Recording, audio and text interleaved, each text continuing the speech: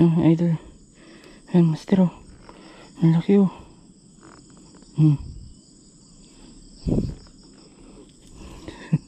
Kung titingnan dun sa baba, akala mo yung mga maliit lang na ano, pero pag aangat niya malaki. Okay, solid. Ayos. Pwede ng gataan, masarap tong gataan. So comment nyo mga idol kung anong masarap na ano dito, anong luto nyo sa ganito. Hindi ko akalain malaki pala to. Sobrang taas kasi ng pisto natin. Siguro ang taas ng pisto natin mga 1, 2, 3, 4, 5, 6, mga 6 na ano, 6 na tao. Hindi ko sure.